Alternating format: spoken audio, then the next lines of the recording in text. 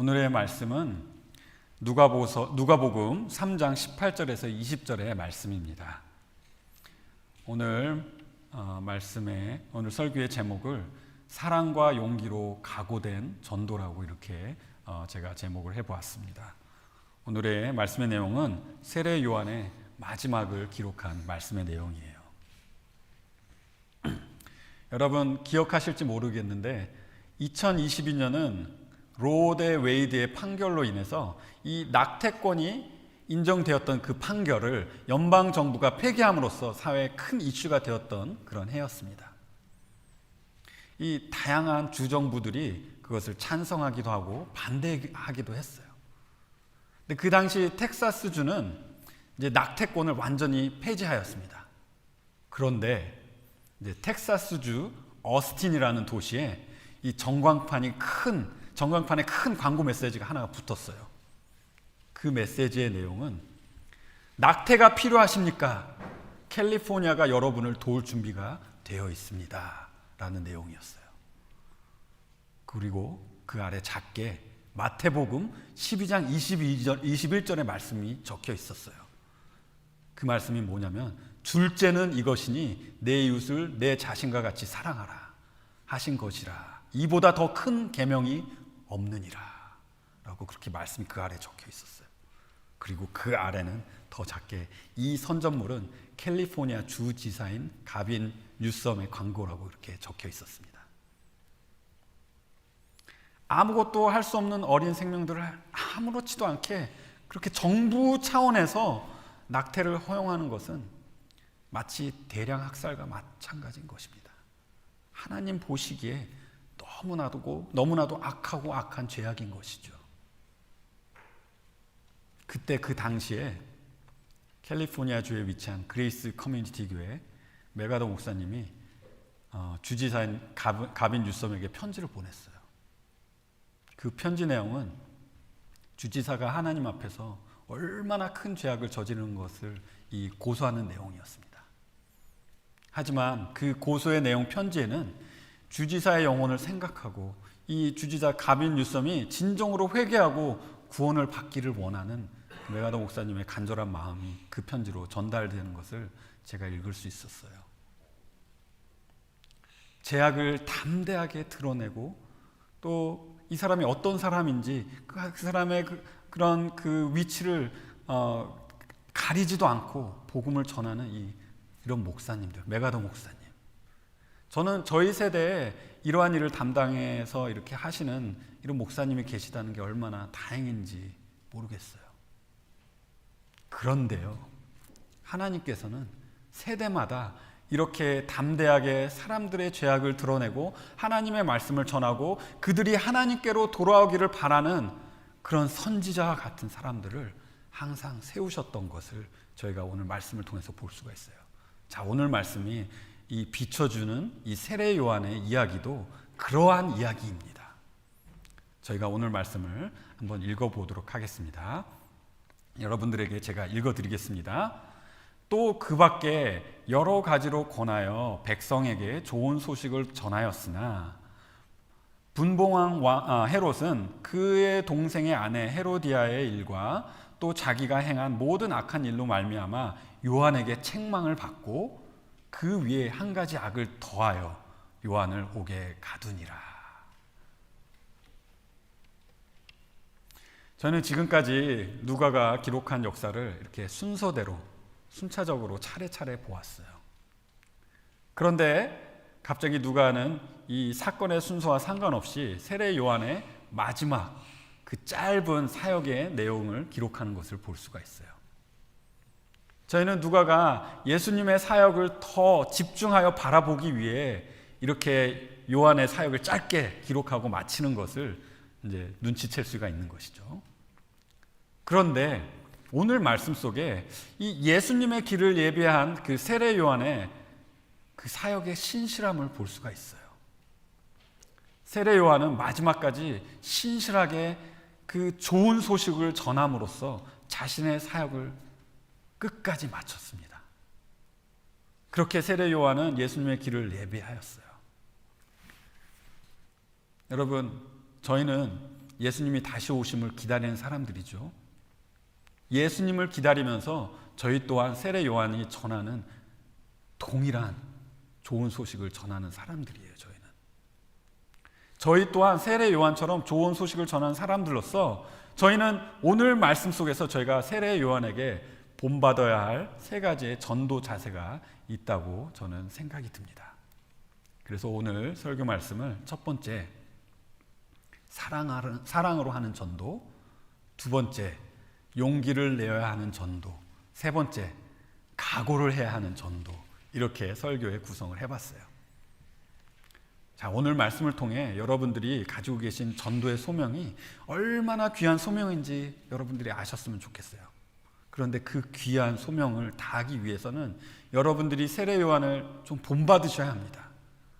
그래서 더욱더 이 소명을 위해 준비가 되셨으면 좋겠습니다. 자, 그러면 오늘 말씀을 한번 볼까요? 오늘 세례 요한에게 본받아야 할 첫 번째 전도의 자세는 사랑입니다. 18절을 읽어드리면 또 그 밖에 여러 가지 권하여 백성에게 좋은 소식을 전하였다고 합니다. 여기서 이제 그 밖에 여러 가지를 전했다는 것은 이제 3장 8절에 이제 보시면은 이제 세례 요한이 뭐라고 했죠? 선민 사상과 같은 잘못된 종교적 관념을 이렇게 바로 잡으려 했던 것을 여러분 기억하시죠? 그리고 10절에서 14절에는 정말 실천적으로 이웃을 사랑하는 것이 무엇인가를 구체적으로 전했던 것을 저희가 볼 수 있어요. 그런데 그런 것들 외에 여기에 기록되지 않은 다른 여러 가지가 있다고 이렇게 말하고 있어요. 이 누가가 기록한 것은 그 당시에 종교인들로부터 사회에서 가장 천대를 받았던 계층까지 모두가 진정한 회개가 필요하다는 메시지를 전했다는 것을 누가가 이렇게 요한이 그런 사역을 했다는 것을 저에게 보여주었던 것이죠. 그리고 이 세례 요한의 다양한 가르침을 기록하지는 않았지만 이 세례 요한이 가르쳤던 몇 가지 구체적인 예를 기록하면서 저희로 하여금 요한이 메시아의 길을 예비하려고 전한 메시지가 무엇인지를 마치 맛보기를 해주는 것처럼 이렇게 짧게 기록한 것입니다. 예를 들자면 이제 요한복음 21장 25절, 요한복음의 마지막 자리죠. 이렇게 기록하잖아요. 예수님께서 행하신 일이 이 외에도 많으니 만일 낱낱 기록된다면 이 세상에라도 이 기록된 책에 두기에 부족할 줄 아노라 라고 했던 것처럼 요한 또한 예수님의 길을 예비하기 위해 백성들의 마음을 준비시키는 아마 다양한 아주 수많은 가르침이 있었을 거예요. 그런데 누가는 세례 요한의 사역을 집중하여 기록하려는 의도가 없었던 것이죠. 왜죠? 누가는 1장부터 3장까지의 내용을 이제 저에게 보여주기를 세례 요한과 예수님의 출생과 이른 성장 과정을 이렇게 두 사람의 성장 과정과 출생 과정을 나란히 기록하면서 저희로 하여금 세례 요한과 예수님을 이렇게 비교해 주는 것을 보게 합니다. 저희는 이미 저희 이 세대에 사는 저희는 이미 예수님이 그 어떤 사람보다 탁월하신 하나님이신 것을 미리 알고 이 말씀을 저희는 받아요. 그런데 그 시대의 사람들은 세례 요한이 메시아가 아니었나 할 정도로 그 시대의 역사의 한 획을 그을 정도로 세례 요한이 위대한 사람으로 그렇게 주목을 받았습니다. 누가는 그 시대 모든 백성들에게 주목을 받았던 두 명의 인물, 세례 요한과 예수님을 나란히 비교해 주면서 메시아 되신 예수님이 그 길을 예배하라고 보내심을 받은 세례 요한보다 얼마나 더 탁월한 분이신가를 여기서 짧게 1, 2, 3장을 통해서 저에게 보여준 것이죠. 누가가 이 두 인물을 비교한 내용을 보면 세례 요한과 예수님의 출생 전에 천사가 그 부모에게 나타나서 소식을 전했던 것을 볼 수가 있어요. 천사의 소식에는 이 두 명의 소명의 내용을 전달하고 있어요. 한 명은 예비자로서의 소명을 가졌었고, 한 명은 이 모든 세상의 죄를 짊어지고 모든 믿는 자를 구원하실 구원자의 소명을 가지고 있었습니다. 세례 요한은 아이를 가질 수 없는 늙은 부모에게서 기적처럼 태어났습니다. 하나님께서 그 부부의 태를 열으셨던 것이죠. 예수님은 처녀 마리아에게서 기적처럼 태어나셨습니다. 하나님께서 성령님의 능력으로 마치 무에서 유를 창조하시듯이 영원전부터 계셨던 독생자 예수님이 이 세상에 인간의 몸을 입고 태어나게 하셨던 놀라운 기적이었던 것이죠. 상상도 할 수 없는 그런 기적이었습니다. 세례 요한도 구약의 예언대로 그 인생이 하나님으로부터, 성령님으로부터 인도가 되었어요. 그리고 사역을 시작하기 전까지 광야에서 자신의 소명을 준비합니다. 예수님도 구약의 예언대로 그 인생이 인도되셨어요.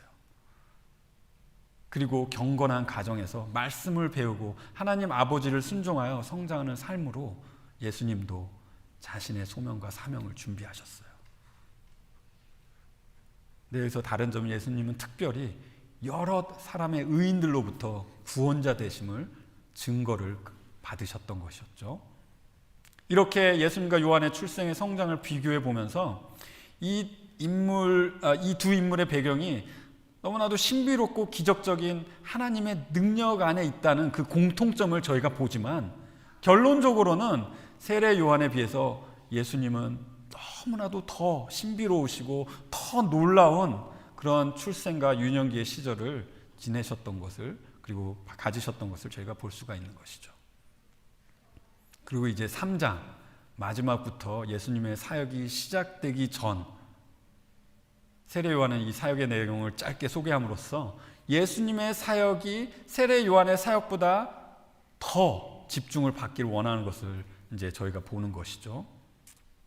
세례 요한의 사역은 이제 오셔서 모든 민족의 구원을 이루실 메시아의 사역을 위해 미리 이제 죄에서 돌아서게 하는 그 회개를 외치는, 그래서 구원자를 기다리는 소망을 가지게 하는 그런 사역을 하였습니다. 그리고 세례 요한의 사역에 대한 짧은 설명은 누가가 요한의 사명은 여기까지라는 것을 그 시대에 요한을 위대한 선지자로 주목했던 자들에게 명확하게 보여주길 원했던 것이에요. 자, 이어서 그 밖에 여러 가지로 다양한 가르침으로 권하여, 파라칼라온이라는 그런 말인데, 여기서 권하다라는 이제 표현이 나와요.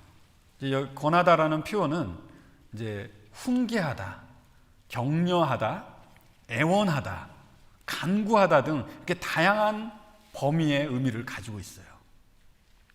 근데 18절에서 저희 한국 성경은 이 권하다라는 의미로 이제 해석이 되었는데, 권하다 또는 권면하다라는 뜻은 이 잘못된 행동을 하는 상대에게 잘 타일러서 옳은 것을 할 수 있도록 하는 것이죠. 앞에 구절의 문맥을 보았을 때 요한에게서 세례로 받으러 오는 사람들에게 그들의 구체적인 죄악을 드러내면서 죄로부터 회개하기를 그렇게 가르쳤어요. 이제 그러한 맥락 속에서 여기에서 권면은 죄악을 이렇게 훈계 또는 책망하는 그런 의미가 가까운 것이죠. 그런데 권면이라는 단어, 이 파라클레오가 다른 구절에서 어떻게 사용되었는지를 저희가 보면은, 여러분 고린도전서 14장 3절을 보시면요, 이제 바울이 예언하는 자는 사람에게 덕을 세우며 권면하여 위로하는 것이요라고 이제 했는데, 여기에서 이제 권면이 오늘 이 18절의 말씀에 권하다라는 그 단어와 동일합니다. 또 한 구절을 보면 빌립보서 2장 1절에도 그러므로 그리스도 안에 무슨 권면이나 사랑의 무슨 위로나 성령의 무슨 교제나 긍휼이나 자비가 있거든 마음을 같이하여 같은 사랑을 가지고 뜻을 합하여 한 마음을 품어라고 했어요. 여기서도 1절에 이제 권면이라는 단어가 동일한 단어예요.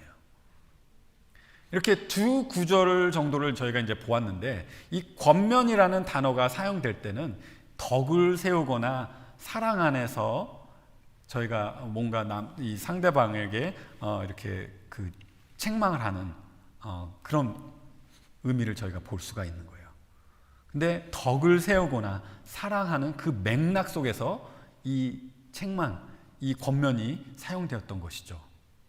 그래서 이 권면이라는 단어의 의미가 어쩌면 훈계라는 부정적인 의미가 이렇게 전달되어도 이 사랑과 덕과 같은 이 긍정적인 맥락에서 상대를 잘 타이르는 책망이 될 때는 굉장히 긍정적인 책망의 의도가 보이게 되는 것이죠. 이제 18절에도 권하다라는 단어가 이 긍정적인 의미를 주는 좋은 소식과 함께 사용돼요. 이런 것을 볼 때 이 지금 세례 요한이 권하는 의미도 마치 덕을 세우고 서로를 사랑하는 그 맥락 속에서 사용된 이 권면, 훈계와 책망, 그런 의미와도 동일하다고 저는 여러분들에게 말씀드리고 싶은 거예요. 그래서 요한이 백성들에게 권했다는 것은 다시 말씀드리면 백성들의 죄를 단순히 그냥 훈계하고 책망하고 정죄하여서 그들을 분노를 사서 그들을 막 분노하게 하는 그런 훈계나 권면이 아니라 자신의 백성을 사랑하기 때문에 그들이 진정 구원을 받기를 원하기 때문에 그들이 그들의 죄에서 돌아설 수 있도록 책망하는 그런 권면인 것이에요. 백성들의 구원을 위해서 잘못된 것을 훈계하고 책망함으로써 백성들 자신 스스로가 구원의 길을 찾아야 한다는 그 갈망을 할 수 있도록 지금 지도하고 있는 것입니다. 그래서 백성에게 지금 이제 오실 성령과 불로 세례를 주시는 구원자, 자기 타작 마당에서 알곡을 모시고 쭉정이를 불태우시는 이 구원자, 심판자 되신 메시아가 임하는 이 소식이 구원을 갈망하는 자들에게 기쁜 소식이 될 수 있었던 것입니다. 요한복음 1장에 기록된 세례 요한의 증언을 들었을 때 구원자 되신 메시아가 세상의 모든 죄를 짊어지고 갈 어린 양이라는 것을 세례 요한은 알았던 것을 저희가 볼 수 있어요.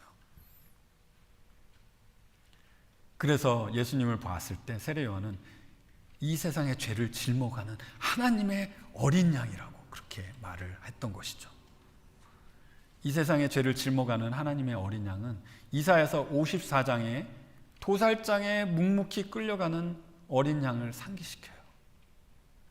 이사야서 54장에 우리의 슬픔 때문에 질고를 지고 우리의 허물 때문에 찔리고 우리의 죄악 때문에 상함을 받고 우리의 평화를 위하여 징계를 받고 우리의 남을 위해 채찍을 맞은 하나님의 종, 하나님께서 우리의 모든 죄악을 담당시키실 하나님의 종, 우리의 죄로 인하여 묵묵히 곤욕을 당하고 괴로움을 당할 하나님의 종, 마치 도살장에 끌려가는 어린 양과 같이 털 깎는 자 앞에서 잠잠했던 어린 양과 같이 순종하는 하나님의 종이 구원자 되신 메시아인 것을 세례 요한이 알았던 것입니다. 세례 요한이 예수님을 보았을 때 보라! 세상 죄를 지우고 가는 하나님의 어린 양이로다! 라고 했던 그 말이 이 예언적인 그런 말인 것이죠.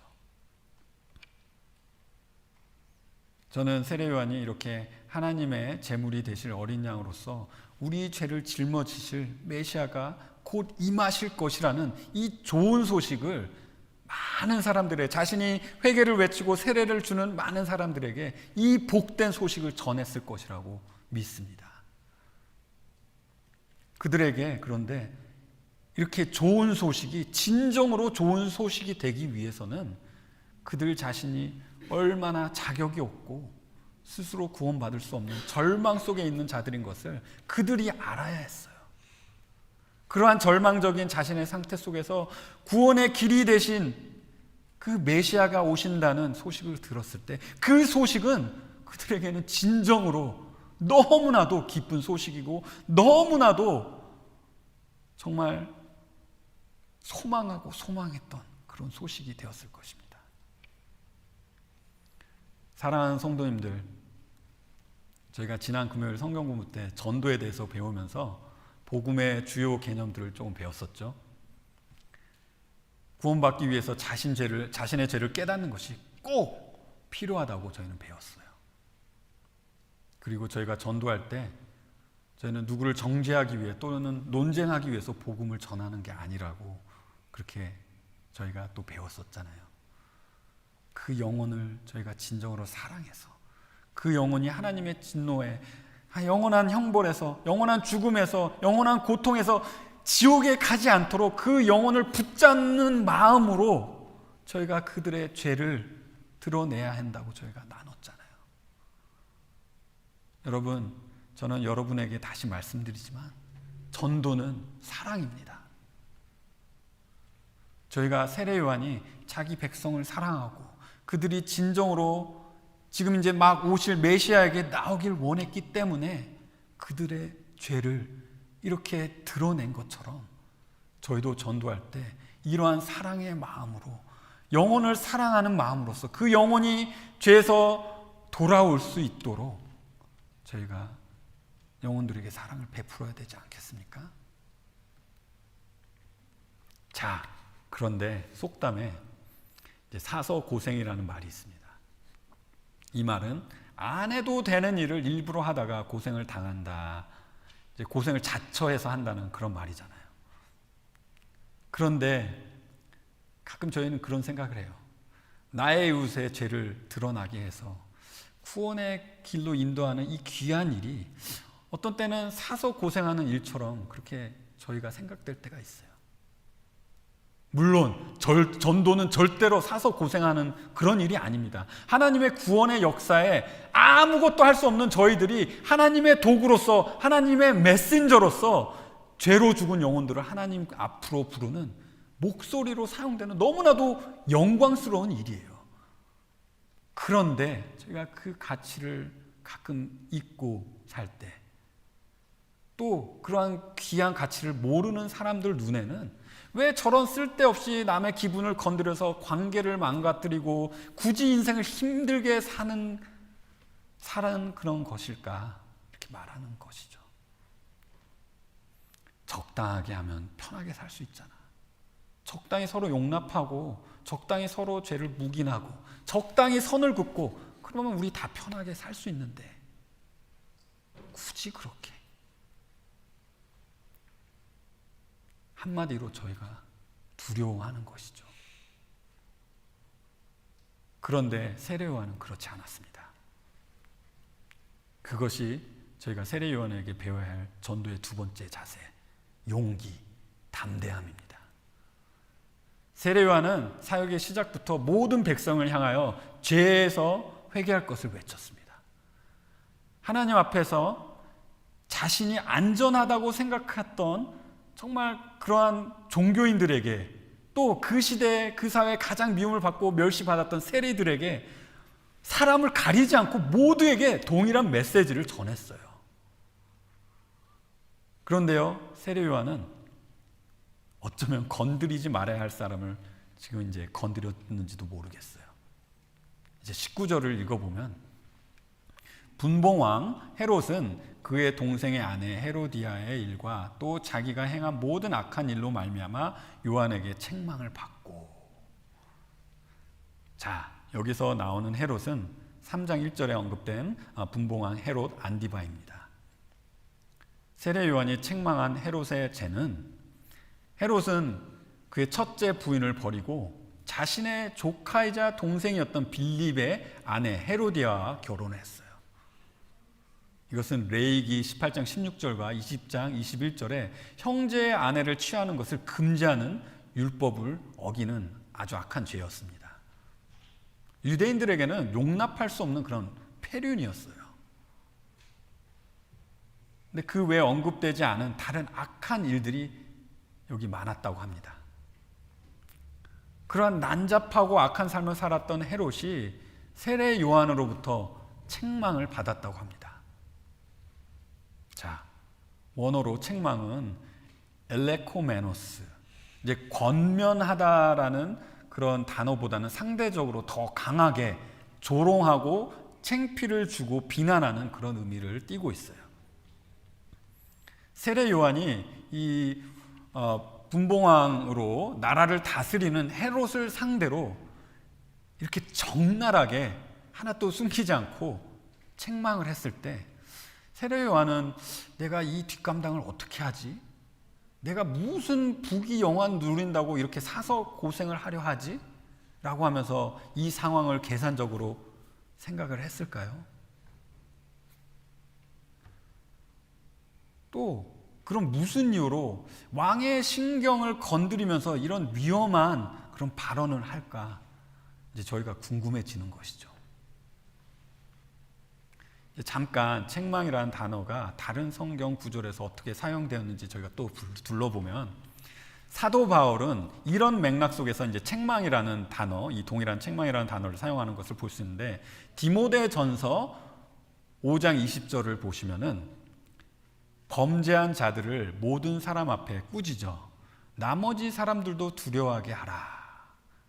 이제 여기서 꾸짖다는 말이 이제 책망, 오늘 이 구절에서 나온 책망과 같은 단어입니다. 이제 사도 바울은 디모데에게 이제 교회를 보호하기 위해서 이 범죄한 자를 책망하라고 합니다. 그래서 교회의 나머지 사람들이 동일한 범죄를 짓지 않도록 교회의 가르침의 본보기가 되도록 이 책망을 해야 하는 것을 이제 명령하는 것을 저희가 볼 수가 있어요. 근데 다른 면으로 보면 이 교회를 사랑하는 마음에서 그 교회를 보호하기 위해서 이런 굉장히 어떻게 보면 위험 부담이 있는 책망을 하라는 것이죠. 또 다른 구절을 찾아보면 디모데후서 4장 2절에 또 사도 바울은 너희는 말씀을 전파하라. 때를 얻든지 못 얻든지 항상 힘쓰라. 범사에 오래 참음과 가르침으로 경책하며 경계하며 권하라. 여기서 경책이라는 말이 이 책망과 같은 단어예요. 여기서는 이 책망은 말씀을 전파하는데 이 필요한 가르침의 방법으로 이제 사도 바울이 디모데에게 이렇게 하라고 지시하는 것을 저희가 볼 수가 있어요. 이 두 구절을 저희가 이제 바라보고 이것을 이제 다시 조금 요약해 보면 사도 바울은 책망을 이 사랑하는 교회를 보호하고 또 구원에 이르게 하는 말씀을 전파하며 가르치는 도구처럼 사용했던 것을 볼 수가 있습니다. 자, 그런 것처럼 오늘 본문에서도 죄에서 돌이키는 회개를 가르치는 이 맥락 속에서 세례 요한이 헤롯을 책망을 했어요. 그것도 아주 적나라하게 책망을 했습니다. 뭐 세례 요한이 조금 유명해져서 우쭐한 마음에서 이렇게 왕 같은 사람을 책망한 건 절대 아닙니다. 또는 세례 요한이 자신을 추종하는 사람들을 더 모으기 위해서 이런 엄한 말을 한 것도 아니에요. 단지 마치 사도 바울이 로마 법정까지 가서 로마 황제 앞에서 복음을 전하기 원했던 것처럼 저는 이 세례 요한도 그 세대의 악하고 도덕적으로 타락한 왕에 회개하고 구원을 받기를 원했다고 저는 말씀드리고 싶어요. 그런데 그렇게 악한 왕의 죄를 드러내는 것은 정말 큰 용기가 필요했던 것입니다. 여러분, 저희는 그 어느 때보다 더 담대함이 필요한 시대에 살고 있어요. 저희는 서로의 감정, 그 감정 뭐라고 그 감정을 다치지 않게 하려고 정말 필요한 말들, 내 가족에게까지, 내 사랑하는 친구들에게까지 이렇게 귀한 말씀을 섣불리 못하는 그런 시대에 살고 있어요. 더 나아가서 이제는 성경의 진리를 말할 때 법적으로 대응이 되는 그런 피해를 입는 세상이 이제 왔어요. 저희가 그런 세상에 살고 있습니다. 그리고 저희가 이런 진리를 말할 때 저희를 처벌할 수 있는 악법이 세상 여기저기에서 지금 계속 새롭게 개정되고 있어요. 이러한 세대 속에서 사시는 여러분은 하나님의 말씀을 전하기 위해서는 더욱더 용기를 내셔야 합니다. 더욱더 담대함을 가지셔야 합니다. 사도 바울도 그 시대에 하나님의 말씀을 전하기 위해 이렇게 기도했어요. 사도행전 4장 29절에 보시면 주여 이제도 그들의 위협함을 굽어 보시옵고 또 종들로 하여금 담대히 하나님의 말씀을 전하게 하여 주시오며 이렇게 기도했습니다. 그때나 지금이나 이 동일한 기도는 저희 입술에서 떠나지 말아야 해요. 저희는 그 어느 때보다 더 담대함이 필요한 시대에 살고 있어요. 오늘 세례 요한이 저에게 보여주는 이 담대함 여러분도 가지시기 바랍니다. 이러한 담대함으로 세례 요한이 헤롯의 죄악을 드러냈지만 하지만 헤롯은 이 세례 요한의 책망을 사랑으로 보지 않고 강한 비난으로 받아들였습니다. 그리고 요한의 영향력 때문에 자신의 권력 유지에 위협감을 느끼기까지 합니다. 그런데 세례 요한은 어땠을까요? 이 왕도 이렇게 위협감을 느꼈는데 세례 요한이 담대했지만은 그 담대함에는 하나님께서 내 삶을 어떻게 인도하실지 아무것도 모르는 그런 깜깜함 속에 있었어요. 이런 담대한 말을 하는 저희들에게는 뭐가 필요하냐면 하나님께서 내 인생을 어떻게 인도하실지 나는 그 길 따라가겠다는 각오가 있어야 하는 것입니다. 자, 그것이 저희가 세례 요한이 당한 일들을 보았을 때 가져야 되는 전도의 자세인 것입니다. 저희는 하나님께서 헤롯의 죄악이 세례 요한을 핍박하는 것을 막지 않으시는 것을 저희가 이제 보게 돼요. 20절을 보시면은 그 위에 한 가지 악을 더하여 요한을 옥에 가두니라. 하나님께서 이 악을 제거하시지 않아요. 세례 요한을 보호하시지 않아요. 오히려 반대로 그 악이 더해져서 세례 요한이 해를 당하는 것을 20절에서 저희가 보는 거예요. 세례 요한은 헤롯의 핍박으로 옥에 갇히게 되고 이제 누가가 기록하지는 않았지만은 이제 다른 복음서에서는 기록되었지만은 결국에 헤롯의 아내 헤로디아의 농간에 의해 참수를 당해요. 목배임을 당합니다.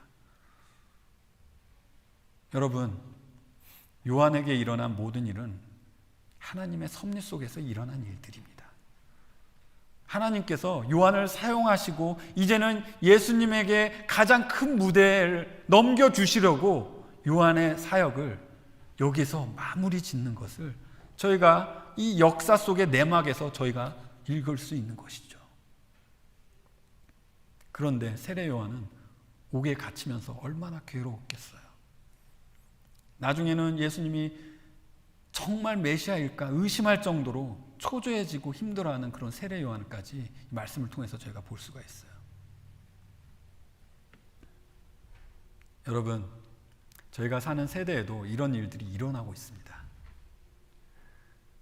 캐나다 알버타 주에 이제 제임스 코트라는 목사님과 이제 팀 스티븐 목사님이라는 분이 계시는데 한참 코비드로 모든 것이 락다운 됐을 때 이제 코비드에 대한 그런 진실과 정부가 교회를 부당하게 제재하려는 그런 잘못된 정책을 알고 이 정부의 잘못된 정책보다는 하나님의 말씀을 순종하여 모이겠다고 결심했던 목사님들이에요. 그래서 교회 문을 열었던 목사님들입니다. 그에 대해서요, 캐나다 알버타 주정부는 교회의 문을 쇠사슬로 걸어 잠그고 또 교회 주위에 펜스를 둘러쳐서 아무도 접근하지 못하게 하고, 그런데 그런 상황 속에서도 그때가 겨울이었거든요. 겨울에서 그분들이 야외에서 예배를 드리고 계속 모였어요. 그랬더니 제임스 목사님과 팀 목사님을 맥시멈 시큐리티 프리즌에 감금을 했던 그런 사건이 있었습니다. 이 두 목사님도 이렇게 하나님의 말씀에 우선을 두고 하나님을 순종을 하려고 했을 때 이러한 부당한 일을 이제 당하신 거죠. 그런데 이런 일들이 올 것을 알고 계셨어요. 그분들 각오를 하고 계셨던 것입니다. 그럼에도 불구하고 하나님의 말씀을 순종하기를 원했던 것이죠. 그런데요, 이 두 목사님이 받은 부당한 일들은 하나님께서 큰 영광을 받으세요. 하나님께서 이 두 분을 사용하셔서 그 예배에 목숨을 걸고 예배의 자리에 나오려는 사람들을 더 모아주시는 것을 저희는 보게 되었어요. 하나님의 말씀이 이 두 분을 통해서 절대적으로 순종해야 되는 그 명령인 것을 사람들에게 담대하게 전하는 그런 가르침을 통해서 하나님께서 영광 받으시는 것을 보게 되었어요. 그리고 그 당시의 두려움 속에서 영적으로 갈급해하는 사람들에게 복음이 전해지고 그 인생들이 어둠에서 빛으로 나오게 되는 그런 역사들이 있었던 것을 보게 되었습니다.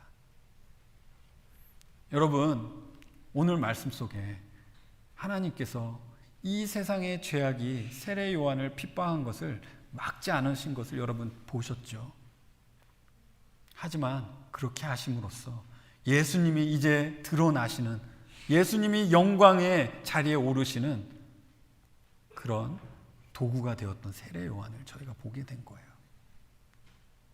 여러분, 저희가 전도할 때 저희는 이 세상이 저희를 불합리하게 또 부당하게 핍박할 것을 여러분 항상 이제는 각오하셔야 합니다. 하나님은 우리 앞에 있는 장애물을 제거해 주시지 않으실 거예요. 그런 때가 이미 임했고 항상 그랬어요. 그런데 그러한 상황 속에서 하나님은 저에게 이러한 장애물들을 향해서 정면 승부를 하기를 원하세요. 우리가 그러한 역경들, 그러한 어려움들을, 그러한 악한 것들 모두를 그냥 뚫고 그것을 넘어서 가시길 원하세요. 그런데 저희가 그런 상황을 지나면 이제는 아무것도 남는 게 없는 사람처럼 느껴질 수도 있어요. 모든 것을 다 잃은 사람처럼 그렇게 저희 자신이 비참해질 수도 있어요. 하지만 여러분 기억하셔야 합니다. 저희가 무슨 악을 당하든 전능하신 하나님은 모든 것을 주관하시는 주권자이신 것을 여러분들이 믿으셔야 합니다. 그리고 보이시지 않으시는 하나님은 저희를 한순간도 사랑하시지 않는 그 순간이 없는 거예요. 저희를 그 부당한 그 상황 속에 단순히 내버려 두시지 않으세요. 저희와 함께 그 고난의 순간을 함께 뚫고 나가실 것입니다. 여러분들이 이것을 믿으셔야 합니다. 저희가 당하는 악을 통해서도 하나님은 친히 하나님의 영광을 스스로 취하실 것입니다. 여러분, 예수님의 복음, 좋은 소식을 전하기 위해 이 악한 세대에 나가실 각오가 되셨습니까? 오늘 저희는 역사의 한 획을 긋고 예수님께 그 무대에 전부를 드린 세례 요한을 보았습니다. 예수님의 길을 예비하면서 저에게 비춰준 세례 요한의 사랑과 용기와 각오를 이 세례 요한의 그 신실한 사역을 통해서 보았어요. 저희는요, 다시 오실 저희 사랑하는 주님을 기다리고 있어요.